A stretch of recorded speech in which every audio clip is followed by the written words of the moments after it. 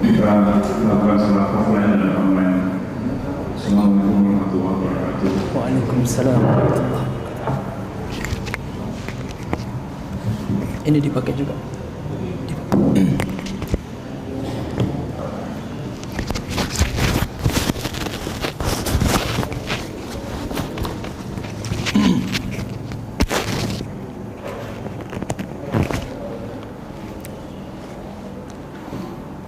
Bismillahirrahmanirrahim. Assalamualaikum warahmatullahi wabarakatuh. Alhamdulillahi rabbil alamin. Hamdan syakirin, hamdan na'imin, hamdan yuafi ni'amahu wa yukafi'u mazidah.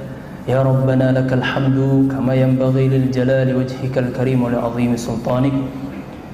Allahumma salli wa sallim ala habibina wa qudwatina wa sayyidina Muhammad ibn Abdullah sallallahu alaihi wasallam wa ala alihi at-tayyibin at-tahirin wa ashabihi al-akramin al-muhtadin wa azwajihi at-tahirati ummahatil mu'minin wa tabi'ina lahum bi ihsanin ila yaumiddin wa alaina ma'ahum wa fihim bi rahmatika ya arhamar rahimin. Rabbi shrah li sadri wa yassir li amri wahlul 'uqdatam min lisani yafqahu qawli. Allahumma 'allimna ma yanfa'una wanfa'na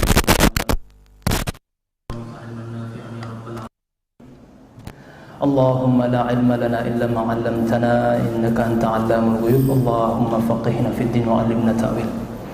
Bapak Ibu sekalian jemaah yang dimuliakan Allah Subhanahu wa taala, alhamdulillah, puji syukur kehadirat Allah Subhanahu wa taala yang telah memberikan kita taufik di pagi yang penuh untuk mengawali aktivitas kita dengan menjalankan salah satu di antara kewajiban kita sebagai seorang hamba, yaitu beribadah kepada Allah Subhanahu wa taala. Dan ini patut untuk kita syukuri Bapak Ibu sekalian. Karena kalau masalah ibadah itu bukan masalah fisik, bukan masalah kekuatan, bukan masalah pilihan dari seorang hamba, tapi adalah gerak dari Allah Subhanahu wa taala yang Allah berikan taufik sehingga kita bisa dan mampu melaksanakan ibadah kepada Allah Subhanahu wa taala. Maka ini patut untuk kita syukuri bersama.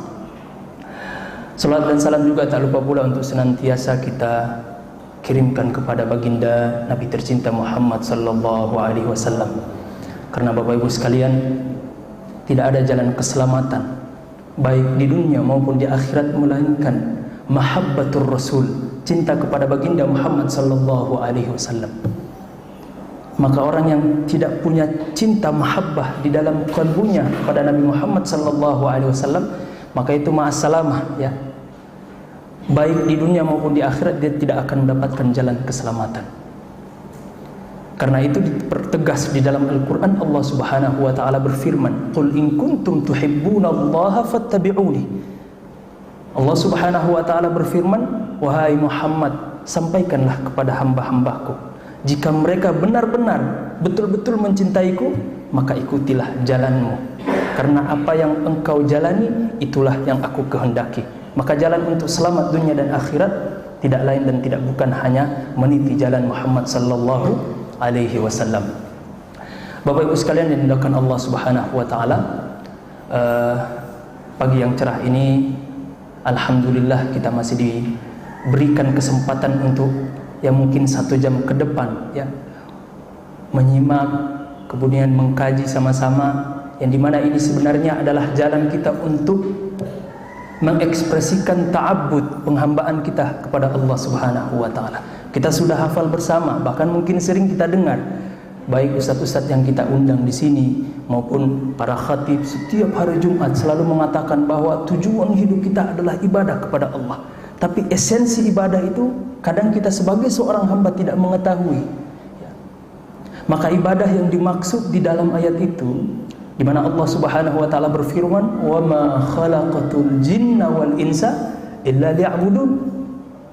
Tidaklah kuciptakan jin dan manusia melainkan untuk beribadah kepadaku. Makna ibadah di sini apa? Ada yang tahu?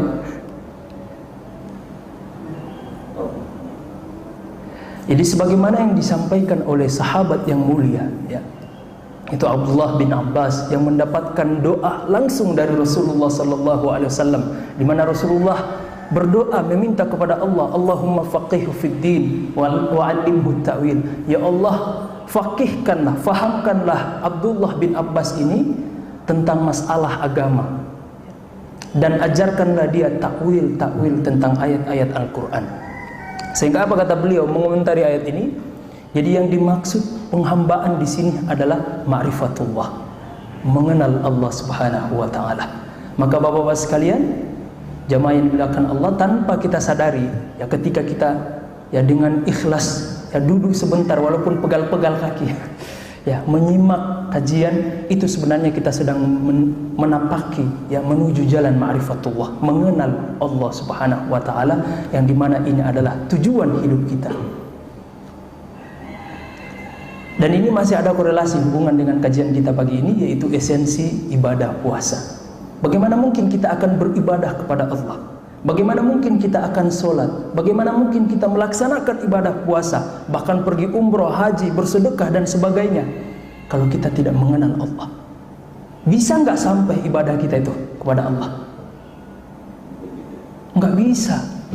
Makanya Imam Ghazali rahimahullah menegaskan di dalam kitab beliau Minhajul Abidin, bahkan di dalam kitab yang lain yaitu Ihya Ulumuddin, kata beliau apa? La tasihhul ibadah illa bima'rifatil ma'bud.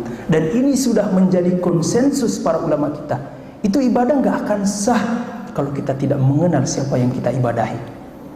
Logika sederhana Bapak Ibu sekalian. Kalau Bapak Ibu ngirim paket, cuma nulis nama, saya ingin ngirim ke misalnya Pak Harun ya.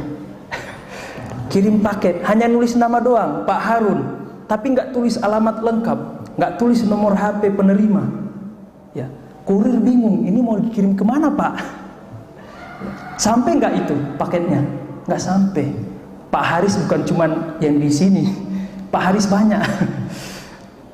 Begitu logika sederhana juga ibadah yang kita lakukan tanpa mengenal Allah. Maka ibadah yang kita lakukan tanpa didasari ma'rifatullah, yaitu nggak akan sampai. Maka kenali Allah Subhanahu wa taala, karena itu adalah jalan hidup kita. Bapak Ibu sekalian yang dimuliakan Allah Subhanahu wa taala.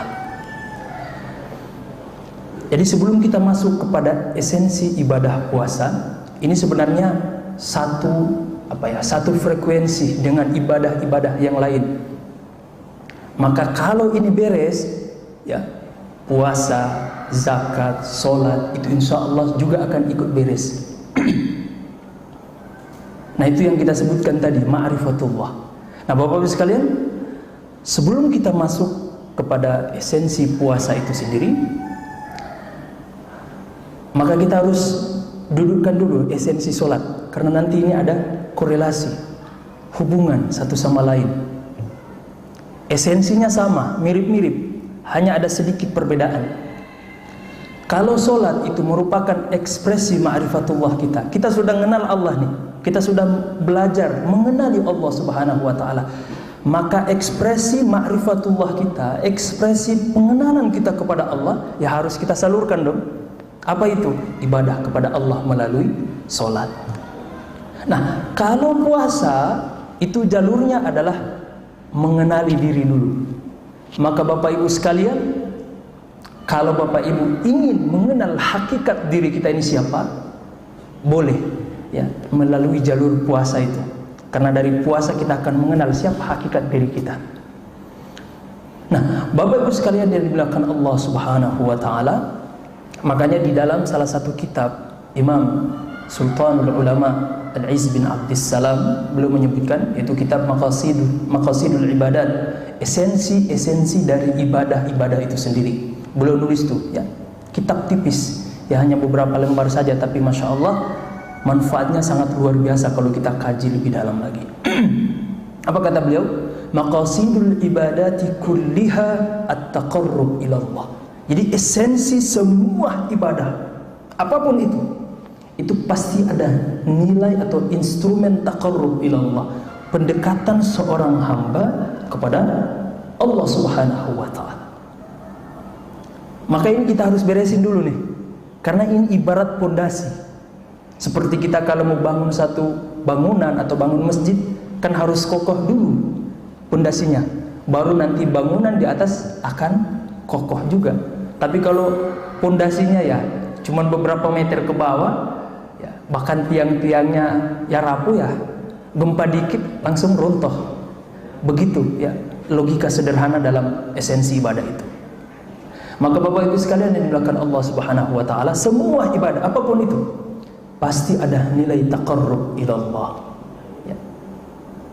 Nilai pendekatan seorang hamba kepada Allah Subhanahu wa taala. Terus apa sih makna kedekatan Allah kepada hamba, atau sebaliknya hamba dekat dengan Allah? Apa maknanya? Ada yang tahu? Mungkin bapak-bapak, ibu-ibu punya kisi-kisi bocoran. Apa makna kedekatan Allah kepada seorang hamba? Apakah Allah dekat berupa fisik? Atau makna kedekatan di sini apa? Nah, setidaknya ada dua makna yang disebutkan oleh para ulama kita. Makna kedekatan Allah kepada seorang hamba, dan ini adalah kata kunci output dari setiap ibadah yang kita lakukan. Maka mohon maaf, ibadah puasa kalau kita tidak mendapatkan esensinya, itu kita akan hilang nilai-nilai dari puasa itu sendiri. Sehingga apa kata Allah Subhanahu wa taala, kata Rasulullah sallallahu alaihi wasallam di dalam hadisnya, rubba shaim la yajidu min siyamihi illa al-ju'. Ya, betapa banyak kata Rasulullah orang yang berpuasa di bulan suci Ramadan tapi tidak mendapatkan apa-apa melainkan lapar dan haus saja. Kenapa bisa begitu? Karena dia hilang makna esensi dari ibadah puasa. Dia hanya memenuhi syarat-syarat sah dari puasa itu. Jadi kalau di dalam kajian fikih itu para ulama kita membagi dua. Ada syarat sah ibadah, ada syarat qabul ibadah. Syarat sah ini ya ketika kita sudah terpenuhi rukun-rukunnya, syarat-syaratnya, ya, dan sebagainya.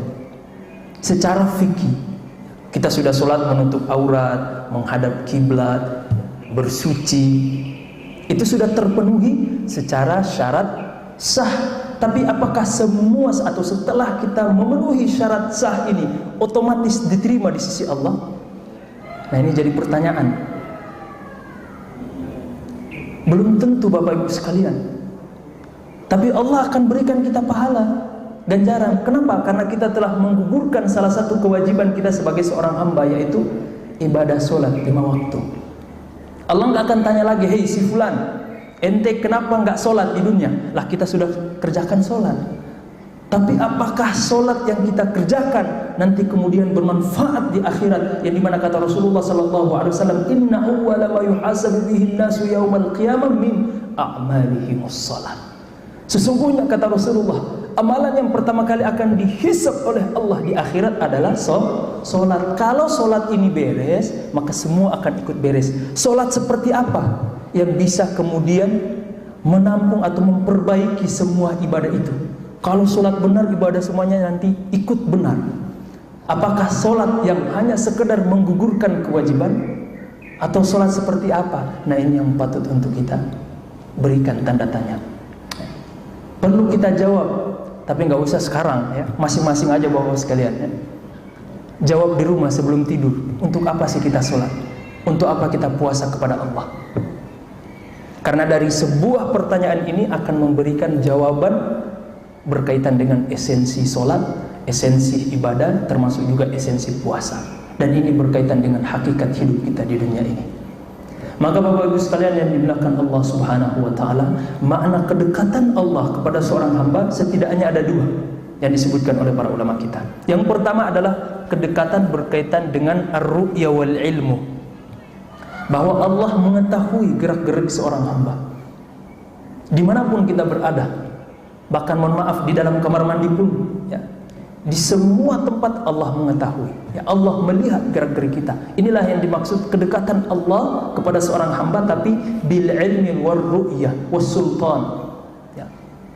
Kedekatan ilmu, pengetahuan Allah, kedekatan pandangan Allah, bahwa Allah mengetahui ya, apa yang kita kerjakan ya. Allah mengetahui ya, apa yang kita lakukan. Allah mengetahui apa yang kita sembunyikan di dalam kalbu kita.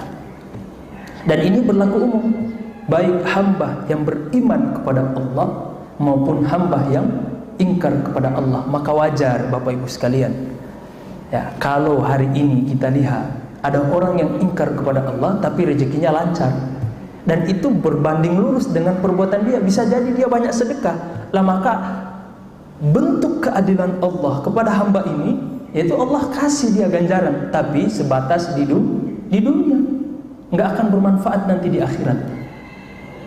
Allah akan berikan dia, melampangkan hartanya kalau dia rajin sedekah. Ya, makanya wajar kita lihat ada orang-orang yang ingkar kepada Allah, ya, tidak beriman kepada Allah, tapi rezekinya lancar, sehat, ya, sehat walafiat. Ya, itu wajar, karena itu bentuk keadilan Allah. Tapi yang kedua, mereka tidak mendapatkan porsi yang kedua, yaitu kedekatan bil judi wal ihsan. Kedekatan seorang hamba atau kedekatan Allah kepada hamba berupa kebaikan, berupa rahmat, kasih sayang Allah kepada seorang hamba. Dan ini hanya berlaku khusus kepada orang-orang yang beriman kepada Allah Subhanahu wa ta'ala. Nah, Bapak Ibu sekalian yang dimuliakan Allah Subhanahu wa ta'ala, maka dari sinilah kemudian kita masuk ke dalam esensi solat yang nanti kalau kita tarik, kita akan menemukan bahwa ternyata esensi solat itu sama dengan esensi yang ada di ibadah puasa. Maka Bapak Ibu sekalian yang dimuliakan Allah Subhanahu wa ta'ala, jadi ketika kita merunut ibadah itu, jadi ibadah yang paling utama di sisi Allah Subhanahu wa ta'ala apa? Sebelum kita lanjut nih, ada yang tahu apa ibadah yang paling afdal di sisi Allah? Solat. Bapak solat katanya. Ibu-ibu ada nggak? Apa Pak? Masya Allah, mengenal Allah. Masya Allah, berarti udah masuk ini ya. Alhamdulillah, connect. Ya, biasanya kalau subuh khusyuk ya, ya saking khusyuknya udah trans, udah hilang. Ya, itu efek dari tumaknina yang Allah kasih. Ya, makanya kata Rasulullah apa? Majtama'a qaumun fi baitin min buyutillahi ta'ala yatluna kitaballah wa yatadarasunahu fima bainahum illa nazalat alaihimu sakinah. Jadi salah satu efek kita hadir kajian di masjid itu, kita sakinah, tenang. Saking tenangnya tidur.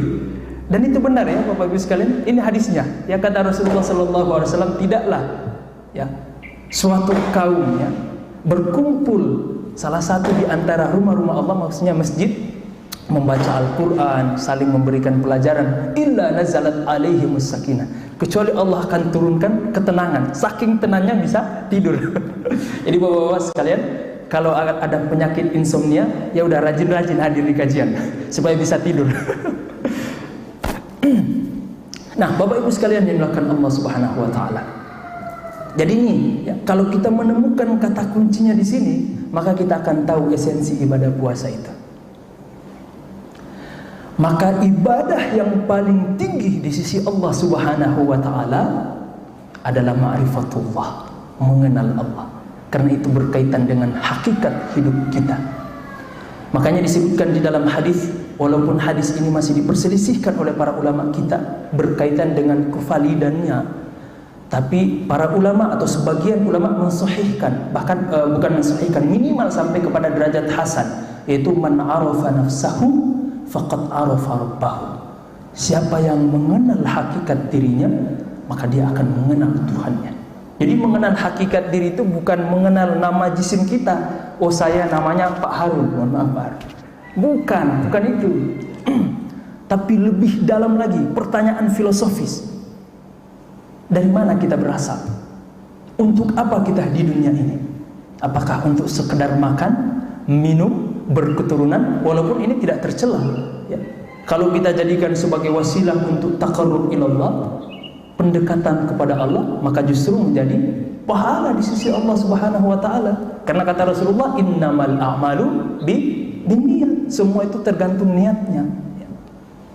Kalau kita niatnya walaupun ya, makan, minum, tidur, yang dimana ini aktivitas duniawi, tapi kalau kita niatkan saya tidur supaya bisa sholat subuh berjamaah, selama kita tidur ya, dari sejak kita taruh kepala kita di bantal sampai kita bangun, maka Allah akan berikan pahala. Maka Bapak Ibu sekalian, kalau mau makan, mau minum ya, atau aktivitas duniawi, niatkan untuk Allah. Jadi supaya nggak sia-sia yang kita lakukan. Bahkan ketika sedang mancing bapak-bapak ya, lagi mancing. Sekarang kan lagi musim mancing nih ya. Niatkan untuk Allah. Maksudnya apa? Ya supaya bisa nafkahi keluarga, atau misalnya supaya bisa melatih kesabaran. Itu kan melatih kesabaran. Ya, sabar supaya tahan banting diomelin sama istri. Ya, Bapak Ibu sekalian yang dilakukan Allah Subhanahu wa taala. Inilah hakikat atau ibadah yang paling tinggi di sisi Allah adalah ma'rifatullah, mengenal Allah Subhanahu wa taala. Dan ini masih ada hubungannya dengan yang kita sebutkan di awal tadi, mengutip pendapat Imam Al-Ghazali, la tasihul ibadah illa bi ma'rifatil ma'bud. Ibadah itu enggak akan sah kalau kita tidak mengenal siapa yang kita sembah. Bagaimana mungkin akan diterima di sisi Allah tapi kita nggak mengenal siapa Allah? Jangan-jangan alamat palsu, ayu tinting lagi, alamat palsu, nggak sampai ibadah kita. Maka yang paling utama, pondasi yang harus kita bangun adalah mengenal Allah. Kemudian setelah itu turun ke solat. Ibadah yang paling afdol yang berkaitan dengan ibadah badaniyah adalah solat. Ya. Kenapa bisa begitu? Karena di dalam solat sama berlaku sebagaimana yang ada di dalam puasa. Makanya secara urutan ibadah di sisi Allah yang paling afdal, yang berkaitan dengan ibadah badaniyah, jismiyah, ya fisik, adalah puasa di sisi Allah, atau puasa di bulan suci Ramadan. Nanti kita akan runut tuh. Karena di dalam sholat dan juga di dalam puasa ada dua nilai instrumen yang akan memberikan kesadaran kepada seorang hamba, bahwa dia nanti akan sadar hakikat dirinya dan untuk apa dia diciptakan di dunia ini. Maka di dalam sholat itu ada dua instrumen. Apa itu? Anta'budallaha ka'annaka tarahu, fa in lam takun tarahu fa innahu yara. Kata Rasulullah sallallahu alaihi wasallam, sembahlah Allah seakan-akan engkau melihatnya. Bapak-bapak kalau sholat sudah lihat Allah enggak? Jujur, nggak apa-apa. Gimana Pak Harun? Belum, berarti kita sama. Ya, sama. Atau ada yang mengaku, Ustaz, Afwan, aneh udah sholat bisa melihat Allah, masya Allah, itu luar biasa itu. Ya, ibu-ibu mungkin sudah ada kali ya. Allah itu kita nggak bisa lihat di dunia secara kasat mata. Itu kesepakatan para ulama kita. Nggak bisa dilihat pakai ini nih, karena kan Allah bukan fisik, Allah bukan benda, kita nggak bisa lihat. Tapi bisa nggak kita merasakan Allah? Bisa. Makanya di dalam ayat Al-Quran apa kata Allah Subhanahu Wa Taala? Ma kadzabal fuadu ma ra'ah. Jadi hati itu bisa melihat. Cuman hari ini kita kadang disesatkan oleh opini kita ini nih. Akal kita yang membatasi bahwa penglihatan itu hanya terbatas dengan mata. Padahal pandangan qalbu itu jauh lebih tajam daripada pandangan mata. Maka mohon maaf, orang yang paling bodoh itu orang-orang ateis. Kenapa? Ya sosok belagak pintar ya, sosok yang paling pintar di dunia ini, padahal dia yang paling bodoh. Kenapa? Karena dia mengingkari hal yang paling krusial di dalam hidupnya, yaitu keberadaan Allah, keberadaan Tuhan di alam semesta ini. Nggak ada manusia yang dapat mengingkari keberadaan Allah. Logika sederhana, ya, HP atau benda-benda yang ada di depan kita, ya, atau misalnya kalau di depan saya ini ada air, apakah air ini ujuk-ujuk, ya? Kalau kata orang Betawi ujuk-ujuk ya, ujuk-ujuk langsung ada? Kan enggak. Ada yang bawakan. Begitu. Maka orang, mohon maaf, ateis ini orang-orang yang paling bodoh. Kenapa? Karena dia mengingkari sesuatu yang bersifat krusial bagi seorang manusia. Semua manusia, ya. Mohon maaf, bahkan ketika dia berada di dalam pesawat yang dalam keadaan genting, mau celaka, mau jatuh misalnya, lagi apa? Turbulence ya. Langsung dia bilang, "Ya Allah, ya Tuhan." Dia nggak bisa membohongi sifat fitrah manusia yang mengakui keberadaan Tuhan, ya, maka dia mengingkari dirinya sendiri. Nah, maka dari sini Bapak Ibu sekalian, esensi dari solat inilah anta'budallaha ka'annaka tarah, kata Rasulullah. Sembahlah Allah seakan-akan engkau melihatnya. Tapi masalahnya kan kita belum bisa merasakan atau bisa melihat seperti itu. Minimal kata Rasulullah, kalau belum bisa seperti itu, ya ini kalau kita sadur di dalam kajian tazkiyatun nafas, namanya musyahadah. Kita menyaksikan Allah. Menyaksikan Allah kan nggak mesti pakai mata. Menyaksikan kehadiran Allah, itu namanya musyahadah. Kalau kita belum sampai seperti itu kata Rasulullah, fa in lam takun tarahu, kalau engkau belum bisa seperti itu, yakinilah fa innahu yara, yakinilah bahwa Allah Subhanahu wa taala senantiasa melihat kita. Maka Bapak Ibu sekalian, mohon maaf, ketika kita mendapat esensi ini, esensi ibadah solat, maka insya Allah Indonesia nggak akan ada orang yang berani mengambil hak orang lain, karena dia merasa selalu diawasi oleh Allah Subhanahu wa taala, bukan saja di masjid tapi di semua tempat, karena Allah begitu dekat dengan hamba.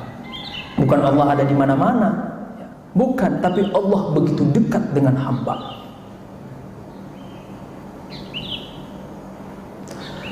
Nah, inilah yang ada di dalam ibadah puasa. Nanti kita akan runut. Fa innahu yara. Karena sesungguhnya kalau kita belum bisa sampai kepada makom menyaksikan Allah di dalam solat kita, maka yakinilah kata Rasulullah, Allah senantiasa melihat kita. Makanya solat yang paling tinggi, ya, jadi ini mungkin bahan untuk kita berbenah ya Bapak Ibu sekalian. Jangan sampai kita solat kita begitu-begitu aja ya, dari akil balik sampai sekarang. Masa kita solat hanya sekedar menggugurkan kewajiban? Coba naikkan dikit kualitas solat. Walaupun secara kuantitas mungkin gak banyak, tapi secara kualitas itu luar biasa, dan nanti akan mempengaruhi pahala ibadah itu. Makanya proporsi pahala yang paling tinggi yang akan didapatkan oleh seorang hamba ketika dia beribadah kepada Allah, ketika dia bisa menaikkan kualitas ibadah itu, maka pahala itu akan besar juga di sisi Allah, karena dia sudah mengenal Allah. Dia beribadah bukan lagi karena menggugurkan kewajiban, tapi atas dasar mahabbah, cinta kepada Allah. Maka dia selalu rindu aja itu, ya Allah kapan ya azan. Kalau kita kan beda, azan lagi. Tapi kalau orang yang membangun ibadahnya karena mahabbah, cinta kepada Allah, itu dia selalu rindu. Berasa lama aja ya, dari zuhur ke asar, ya Allah kok lama sekali sholat ya. Padahal kalau sudah azan, aduh azan lagi. Tapi kalau orang yang sudah sampai kepada esensi sholat, dia akan rindu dengan sholat itu, karena dia butuh dengan sholat. Nah Bapak Ibu sekalian yang dimuliakan Allah Subhanahu wa taala, maka sholat yang akan bermanfaat bagi kita walaupun secara kuantitas nggak banyak adalah sholat sebagaimana yang disebutkan di dalam hadis tadi, atau di dalam ayat Allah Subhanahu wa taala berfirman, aqimis sholata li dzikri, tunaikanlah sholat untuk mengingatku. Masalahnya kita baik di luar sholat, bahkan di dalam sholat yang kita ingat bukan Allah, yang kita ingat istri, pekerjaan. Benar nggak Bapak sekalian? Yes. Bapak terlalu jujur. Kita lagi live streaming. Yang kita ingat selain Allah, yang kita ingat pekerjaan, yang kita ingat, akhirnya kita bukan mabuk Allah, tapi mabuk dunia. Terus apa bedanya kita di luar sholat dengan di dalam sholat? Yang kita ingat adalah dunia. Padahal esensi sholat adalah aqimis sholata li dzikri, tunaikanlah sholat untuk mengingatku. Nah, ketika kita mendapat esensi ini, maka kita akan mendapatkan natijah, hasil, output dari sholat itu. Innas sholata tanha anil fahsya'i wal munkar. Sesungguhnya sholat itu mencegah dari perbuatan keji dan mungkar. maka kita akan dapat tuh. Berbeda ketika kita hanya sekedar menunaikan sholat, ketika kita hanya sekedar menunaikan ibadah puasa hanya gara-gara ya takut atasan bilang di kantor harus sholat secara berjamaah. Ya. Beda. Dan pengaruh sisi spiritualnya juga beda.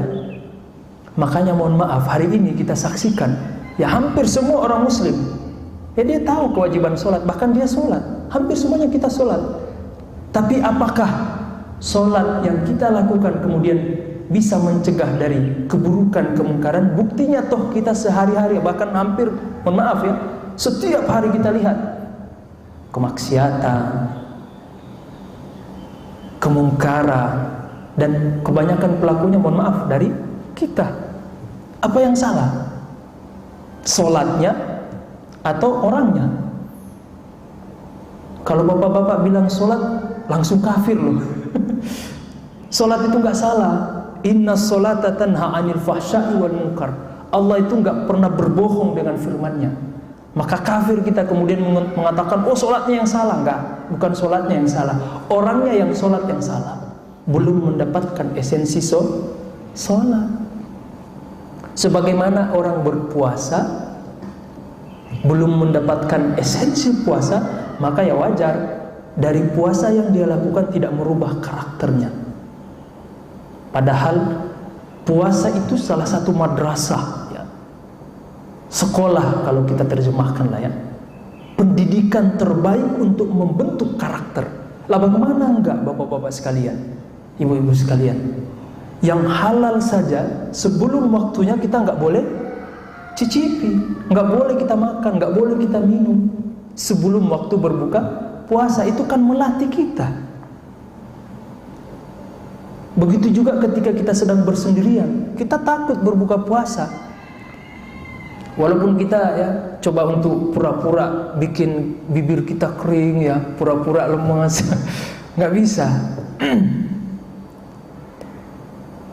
Maka dari puasa itulah akan membentuk satu karakter seorang mukmin sejati. Yaitu apa? Dia takut kepada Allah. Dia merasa selalu diawasi oleh Allah. Dan inilah yang saya bilang tadi, bahwa esensi puasa ini masih ada hubungan korelasi dengan esensi solat. Anta'budallaha ka'annaka tarahu fa illam takun tarahu fa innahu yara. Yang minimal kita meyakini bahwa Allah Subhanahu wa taala senantiasa mengawasi kita. Nah, Bapak Ibu sekalian yang dimuliakan Allah Subhanahu wa taala, maka kalau kita sudah bisa ya, menaikkan sedikit kualitas solat kita, maka kita akan mendapatkan ya, esensi dari solat itu. Aqimis sholata li dzikri, sehingga akan outputnya adalah rasa takut kepada Allah ya. Innas sholata tanha 'anil fahsya'i wal munkar, yang dimana solat yang kita kerjakan itu akan menghalangi diri kita dari berbuat kemungkaran, dari berbuat kemaksiatan kepada Allah. Maka orang yang solatnya beres, insya Allah dimanapun dia berada, bahkan ketika atasan nggak lihat ya, nggak ada CCTV, dia akan amanah, akan jujur, karena dia tahu boleh ya, atasannya nggak melihat dia ya. Boleh saja nggak ada CCTV yang mengawasi dia, tapi ada pandangan yang tidak pernah tidur yang selalu mengawasi dia, yaitu Allah Subhanahu wa taala. Maka Bapak Ibu sekalian yang dimuliakan Allah Subhanahu wa taala, ketika Allah memulai ayat-ayat yang bercerita tentang kewajiban puasa, di mana Allah Subhanahu wa taala berfirman, ya ayyuhalladzina amanu kutiba alaikumus shiyam kama kutiba alal ladzina min qablikum la'allakum tattaqun. Yang dimana artinya kalau kita terjemahkan, wahai orang-orang yang beriman, telah diwajibkan atas kalian berpuasa sebagaimana kewajiban puasa ini telah diwajibkan oleh kaum-kaum sebelum kalian. Untuk apa puasa itu? Apakah sekedar menahan lapar dan haus? Apakah sekedar menahan dari makan dan minum? Enggak. La'allakum tattaqun, agar kalian menjadi hamba-hamba Allah yang bertakwa kepada Allah Subhanahu wa taala. Maka Bapak Ibu sekalian yang dimuliakan Allah Subhanahu wa taala. Jadi esensi dari puasa ini nih. Jadi kalau ayat ini berbicara tentang mana sih inti dari puasa ayat ini, maka kita garis bawah ini paling akhir, la'allakum tattaqun, agar kalian menjadi hamba Allah yang bertakwa. Ketika Allah sadar bahwa ternyata solat ini pun belum bisa membentuk secara keseluruhan karakter seorang mukmin, maka Allah wajibkan puasa. Mudah-mudahan dengan puasa itu bisa melengkapi kekurangan kita. Maka Bapak Ibu sekalian yang dimuliakan Allah Subhanahu wa taala, maka esensi puasa inilah di bagian akhir ayat ini, la'allakum tattaqun. Dan nanti kalau kita runut, ini kita akan menemukannya bahwa ketika kita bisa benar-benar memahami puasa, ketika kita benar-benar berpuasa atas dasar sadar kepada Allah, karena kalau berbicara sadar ini Bapak Ibu sekalian, jadi kesadaran manusia ini bertingkat-tingkat loh ya. Disebutkan oleh para ulama kita ada tingkat atau 3 tingkat kesadaran manusia. Jadi menurut bapak-bapak sekalian atau ibu-ibu, kalau saya tanya, standar patokan orang itu sadar kapan? Kalau bapak-bapak kan atau ibu-ibu pas bangun lihat HP WA, ini udah ada WA ya, atau lihat Facebook, bangun tidur yang dilihat Facebook dulu ya, WA dulu. Itu kan standar kesadaran menurut versi kita. Kapan manusia itu sadar, Bapak Ibu sekalian?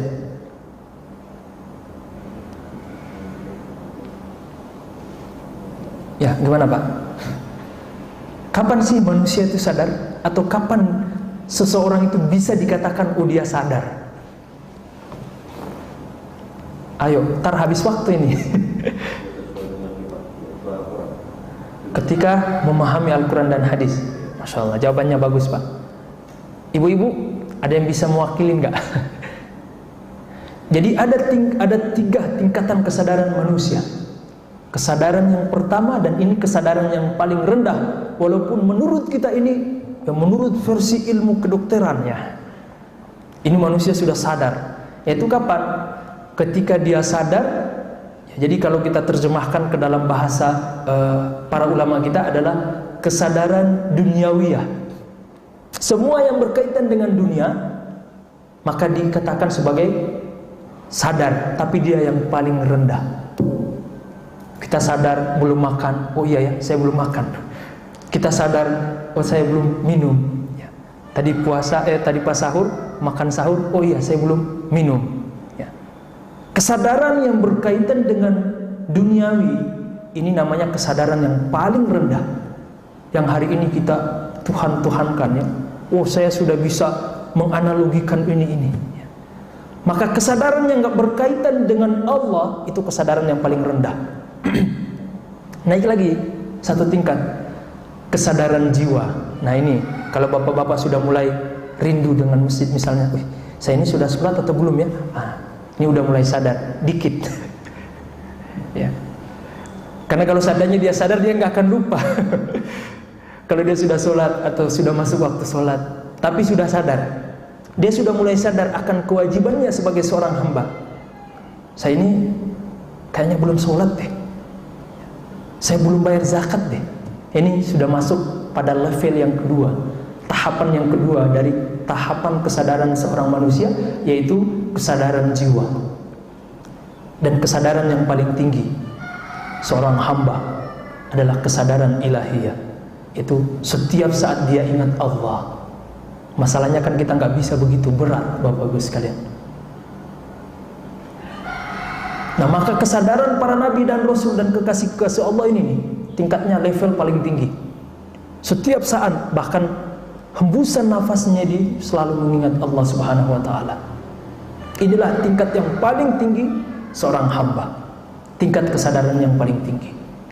Dan ini kalau kita benar-benar bisa melaksanakan atau memahami esensi dari puasa, maka kita akan mendapatkan nih kesadaran ilahiyah yang paling tinggi. Karena seorang hamba ketika berpuasa, dia sadar diri. Dia sedang berpuasa, istri ngomel-ngomel, nggak ingin balas. Aduh, sabar, lagi puasa. Kan sadar, otomatis. Ketika ketemu orang di jalan disenggol dikit, mau marah, biasanya mau marah, aduh, lagi puasa. Kan gitu, otomatis. Maka orang yang mendapatkan esensi puasa, dia akan mendapatkan tuh kesadaran ilahiyah. Setiap saat dia akan faham, dia akan sadar bahwa setiap gerak-geriknya, setiap perbuatannya itu selalu dilihat oleh Allah, selalu diawasi oleh Allah Subhanahu wa ta'ala. Maka Bapak Ibu sekalian yang dimuliakan Allah Subhanahu wa ta'ala, sebelumnya sampai jam berapa Pak? Oh, sampai saya selesai. Oh, sebentar lagi. Oh, baik. Ya. Kekurangan saya kalau udah bicara nggak diingatkan, takut lupa nanti. Ntar nanti sampai zuhur lagi. Bapak Ibu sekalian yang dimuliakan Allah Subhanahu wa ta'ala, maka kalau kita runut tadi, dari puasa inilah kemudian sebagaimana yang kita sampaikan tadi, bahwa dari puasa itu akan mengajarkan seorang hamba mengenal hakikat dirinya, yang akan mengantarkan mengenal kepada Allah Subhanahu wa ta'ala. Karena selama ini yang menghalangi seorang hamba untuk dekat kepada Allah siapa? Selain hawa nafsu kita. Dia nggak kelihatan, tapi dia bisa lihat kita. Sakti nggak itu Bapak Ibu sekalian? Siapa tuh? Setan. Jadi penghalang yang paling besar di dalam diri, bukan di dalam diri, ya bagi seorang hamba setelah nafsu adalah syaitan. Dia itu yang paling menghalangi kita untuk sampai kepada Allah Subhanahu wa ta'ala. Maka dengan puasa ini kita bisa mengkat dia, kita bisa menutup jalan dia. Makanya di dalam hadis disebutkan Rasulullah sallallahu alaihi wasallam bersabda, kalau di bulan suci Ramadan wasuffidatis syayatin, setan itu dibelenggu. Artinya apa? Apakah secara hakiki dia dibelenggu? Buktinya kan, mohon maaf, warung makan masih buka. Ya, berarti kan dia nggak benar-benar dibelenggu, masih ada setan gitu.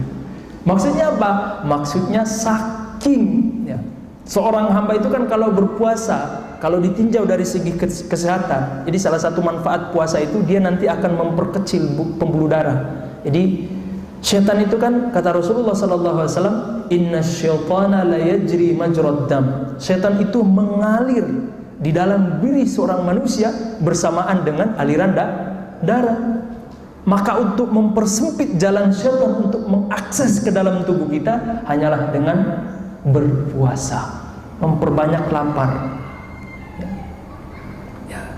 Tapi supaya lapar kita itu berpahala, ya lebih baik puasa daripada cuman sekedar niat diet, kan nggak dapat apa-apa, cuman dapat kesehatan aja dari sisi kesehatan. Tapi kalau kita niat puasa, ya diet dapat, ya sehat dapat, dan juga pahala dapat. Ya kecuali bapak-bapak pindahkan jam makan aja ya, balas dendam, puasa balas dendam. Nah itu nggak dapat diet, nggak dapat segi kesehatan.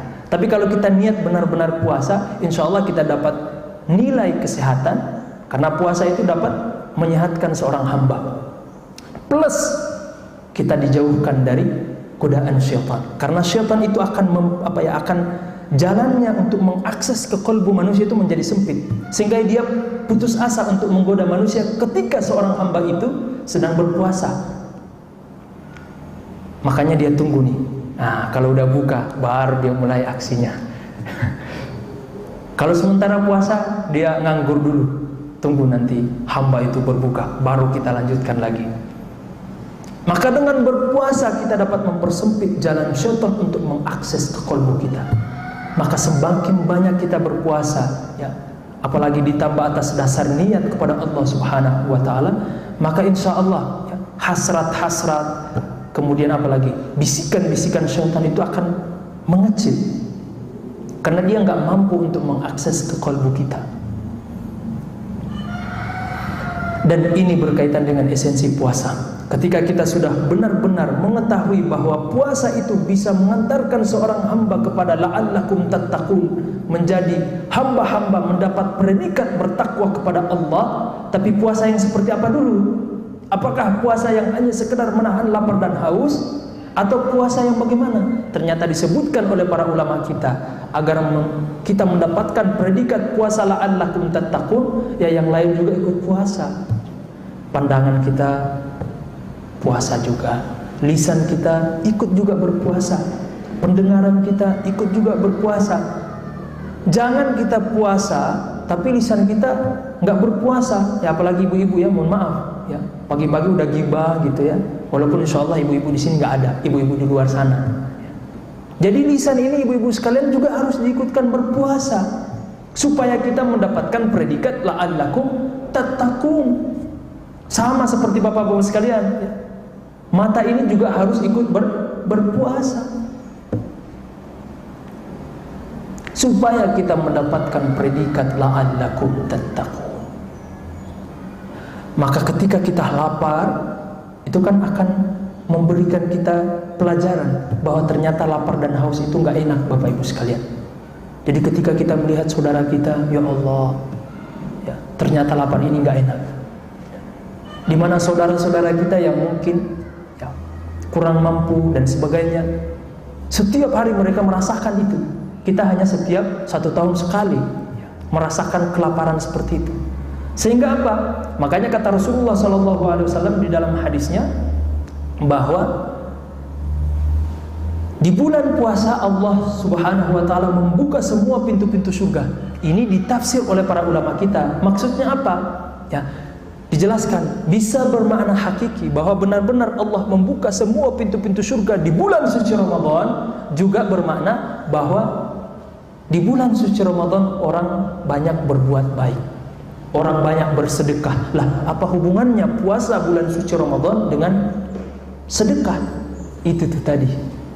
Ketika seorang hamba merasakan lapar, ternyata lapar itu nggak enak. Ketika dia kehausan, ternyata haus itu nggak enak. Dia memperbanyak bersedekah kepada saudara-saudaranya yang kurang mampu, yang dimana mereka setiap saat merasakan itu. Maka mereka bersedekah. Maka kalau kita sudah bisa berpuasa seperti ini, puasa yang bisa memberikan kita instrumen ya, sadar kepada Allah, ya, kesadaran ilahiyah, maka kita akan mendapatkan insya Allah predikat la'allakum tattaqun yang akan menjadi bekal kita untuk membentengi diri kita sepanjang lepas bulan suci Ramadan, sehingga kita bertemu lagi dengan bulan suci Ramadan. Ya, insya Allah itu yang akan menjadi apa ya, yang mengguide kita, menjaga kita untuk tergelincir ke dalam dosa-dosa, berbuat maksiat kepada Allah. Karena perangkatnya kita sudah dapat. Apa itu? La'allakum tattaqun, bahwa kita sadar Allah senantiasa mengawasi kita, sehingga dimanapun kita berada kita selalu merasa diawasi oleh Allah Subhanahu wa ta'ala. Dan inilah yang saya sebutkan di awal tadi, memiliki korelasi hubungan dengan esensi solat, yaitu kalau solat aqimis sholata li dzikri, tunaikanlah solat untuk mengingatku. Maka kalau puasa adalah esensinya la'allakum tattaqun, agar kalian bertakwa kepada Allah Subhanahu wa ta'ala. Maka kalau kita sudah bisa berpuasa seperti ini, kualitas puasa kita sudah seperti ini, semua anggota tubuh kita ikut puasa, mata kita, telinga kita, lisan kita ikut berpuasa. Maka kata Allah Subhanahu wa ta'ala di dalam hadis qudsi, di mana Rasulullah SAW bersabda bahwasanya kullu amali ibni Adam lahu. Allah berfirman di dalam hadis qudsi. Jadi hadis qudsi itu firman Allah, tapi minjam lisan Rasulullah. Makanya dia beda dengan Al-Quran. Kata Allah Subhanahu wa ta'ala di dalam hadis qudsi yang kita sebutkan tadi, semua amalan yang dilakukan oleh seorang hamba itu nanti akan kembali kepada dia. Kata Allah gitu. Illa siyam atau illa saum, kecuali puasa. Fa innahu li, kata Allah. Sesungguhnya puasa itu untukku. Bukan berarti Allah membutuhkan ibadah kita. Allah nggak butuh ibadah kita. Ya, bahkan semua manusia ya bersepakat untuk tidak beribadah kepada Allah Subhanahu wa ta'ala, tidak akan mengurangi kemuliaan Allah. Allah tetap Tuhan yang nggak peduli kita mau ibadah nggak beribadah, ya Allah nggak butuh ibadah kita. Tapi ini untuk menunjukkan betapa mulianya puasa seorang hamba di bulan suci Ramadan ketika dia bangun dengan pondasi yang kita sebutkan tadi. Fa innahu li, kata Allah. Maka puasa itu untukku. Wa ana ajzi bihi, dan akulah yang akan membalas pahala puasanya itu. Kenapa? Karena Allah sebutkan di akhir hadis itu, karena hambaku ini dia menahan lapar, dia meninggalkan syahwatnya, meninggalkan makan minumnya. Untuk siapa? Karena takut atasannya, karena takut istrinya, ngomel-ngomel terus, bapak ini nggak puasa, enggak. Tapi karena Allah Subhanahu wa Ta'ala. Maka Allah sebutkan, dia meninggalkan syahwatnya untukku. Padahal hal-hal yang dibolehkan di dalam syariat, termasuk berhubungan suami istri. Tapi kalau di siang hari nggak boleh, karena dia taat kepadaku, takut kepadaku. Fa innahu li wa ana ajzi bihi. Akulah yang akan membalas puasa itu dengan pahala yang sebesar-besarnya. Maka kalau kita sudah bisa puasa kita kualitas seperti ini, maka insya Allah bisa menggaiden sepanjang lepas bulan suci Ramadan. Baik Bapak Ibu sekalian, ini dulu yang bisa kami sampaikan. Mudah-mudahan bermanfaat. Lebih dan kurangnya saya mohon maaf. Yang benar datang dari Allah, dan yang salah datang dari keterbatasan ilmu kami, datang dari syaitan, dan kami mohon ampun kepada Allah Subhanahu wa Ta'ala. Baik, ini dulu kita kembalikan kepada Pak Harun. Fadhal, silakan Pak. Bapak Ibu silakan, ada pertanyaan.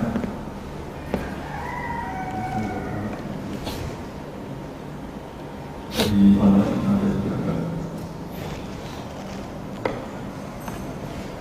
Baik, karena sudah waktunya itu. Baik. Tutup dengan baik. Baik Bapak Ibu sekalian, alhamdulillah nggak ada pertanyaan. Berarti kita cepat pulang. Baik Bapak Ibu sekalian, agar lebih berkahnya pertemuan kita hari ini, mari kita tutup dengan doa kafaratul majlis. Mudah-mudahan dengan doa yang kita bacakan ini, Allah menggugurkan dosa-dosa kita selama bermajlis. Allah menerima dan meridhoi kita selama kita bermajlis ilmu. Subhanaka Allahumma bihamdik, asyhadu an la ilaha illa anta, wastaghfiruka wa atubu ilaik. Billahi taufiq wal hidayah. Assalamualaikum warahmatullahi wabarakatuh.